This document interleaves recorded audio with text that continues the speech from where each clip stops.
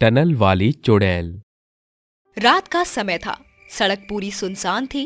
करण अपने दोस्त मिथुन को पीछे बैठाकर सुनसान सड़क पर बाइक चला रहा था। वो और उसका दोस्त मिथुन दोनों ही नशे में थे। आते जाते खूबसूरत आवारा सड़कों पे कभी कभी इत्तेफाक से कितने अनजान लोग मिल जाते। अरे भाई सुनना, मुझे मेरी गर्लफ्रेंड की याद आ रही है। अब तू पागल है क्या? तेरा तो ब्रेकअप हो गया है ना, तो दूसरी पटा ले, इसमें कौन सी बड़ी बात है। अरे एक लड़की आती है तो दूसरी चली जाती है, यही जिंदगी है मेरे भाई। सही कहा तूने, अब मैं दूसरी लड़की पटा लूंगा, लेकिन तू सामने देख, आगे टनल आ रहा है, साले गिरा मत दियो। वो दोनों टनल के अंदर से गुजर रहे होते हैं, तभी उन्हें एक बहुत खूबसूरत लड़की दिखाई देती है। अबे देख क्या मस्त माल है, आज की रात तो बन गई बेटा। हाँ हाँ बिल्कुल सही कहा तूने, जितना भी गुस्सा था मेरी गर्लफ्रेंड का, आज इसके ऊपर निकाल दूंगा। चल भाई चल इसके पास बाइक। ओ मेरी हुस्न की परी, कहाँ चली मेरी मन चली। अरे डार्लिंग जरा घूम तो जाओ, हमें अपना चेहरा तो दिखाओ। जैसे ही वो लड़की घूमती है, दोनों की नजर उसके चेहरे पर पड़ती है, लेकिन उस लड़की का चेहरा देखते ही करण और मिथुन के पसीने छूट जाते हैं, क्योंकि वो कोई लड़की नहीं, एक खौफनाक चुड़ैल होती है। करण भाग करण, नहीं तो ये चुड़ैल हमें अपना पति बनाकर अपने साथ ले जाएगी। अबे यार, इसे देखकर तो मेरी जितनी भी चढ़ी हुई थी सब उतर गई। कितना भयानक चेहरा है इसका। करण जोर से बाइक वहां से निकालने की कोशिश करता है, लेकिन बाइक हवा में उड़ने लगती है। अरे अरे बचाओ, कोई हमें, अब बचाओ, कोई हमें इस टनल वाली चुड़ैल से बचाओ। कोई नहीं आएगा तुम्हें यहाँ बचाने, समझे तुम? बहुत बड़ी गलती करी है तुमने यहाँ आकर। अब देखो मैं तुम्हारा क्या हाल करती हूँ। चुड़ैल अपने लंबे लंबे दांतों से दोनों की गर्दन अलग कर देती है। अगले दिन सुबह टनल के बाहर दोनों की मुंडियां लटकी होती हैं। ये देखकर गांव के सभी लोग वहां इकट्ठा हो जाते हैं और बहुत डर जाते हैं। हे भगवान, इतनी बुरी मौत, ये सब किसने किया होगा? तभी वहां पर एक आदमी आता है और डरते हुए कहता है, वो आ गई, वो वापस आ गई। अब वो किसी को नहीं छोड़ेगी, किसी को भी नहीं छोड़ेगी वो। तभी वहां गांव में रहने वाला सोहन आता है और उस आदमी को ऐसे डरा हुआ देखकर उससे पूछता है, अरे अंकल, आप किसकी बात कर रहे हो? कौन आ गई? अरे वही मंजुली आ गई। आप किसकी बात कर रहे हो? क्या आप मुझे सही से समझाओगे? कुछ साल पहले की बात है, मंजुली इसी गांव में रहती थी और बहुत ही सुंदर थी। वो एक लड़के से प्रेम करती थी और शादी वाले दिन मंडप से भागकर अपने प्रेमी से मिलने जा रही थी। वो सुनसान सड़क पर अकेली चल रही थी और जैसे ही वो टनल के अंदर गई, वहां उसे 4 लड़कों ने घेर लिया और उसके साथ वो सब किया जो मैं अपनी जुबान पर भी नहीं ला सकता। उस दिन से मंजुली की आत्मा टनल से बाहर ही नहीं निकली और जो भी टनल के अंदर से गुजरता है वो उसे मार देती है। कुछ तांत्रिकों ने मिलकर मंजुली को वहां से भगा दिया था, लेकिन वो वापस लौट आई। अब कोई नहीं बचेगा, कोई भी नहीं बचेगा।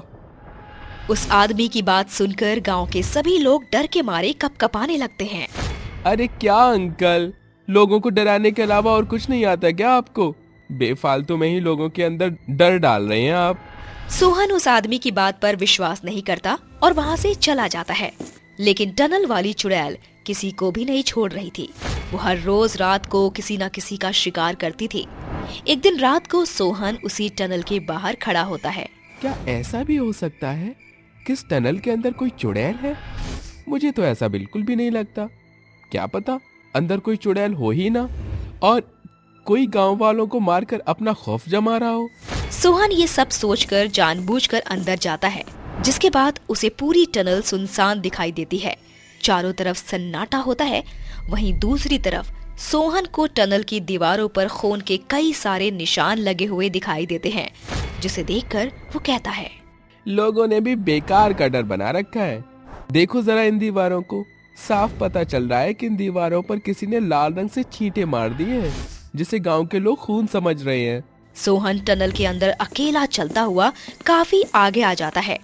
उसके पास कोई भी नहीं होता। तभी उसे अजीब अजीब आवाज आने लगती है।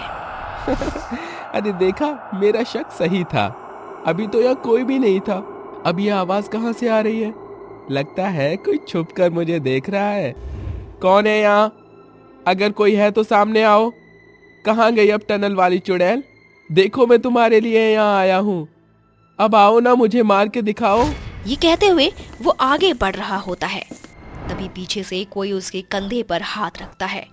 जब सोहन की नजर उस हाथ पर पड़ती है तो वो उसे देखकर कहता है, इतना सुंदर हाथ, भला इतना सुंदर हाथ किसी का हो सकता है क्या?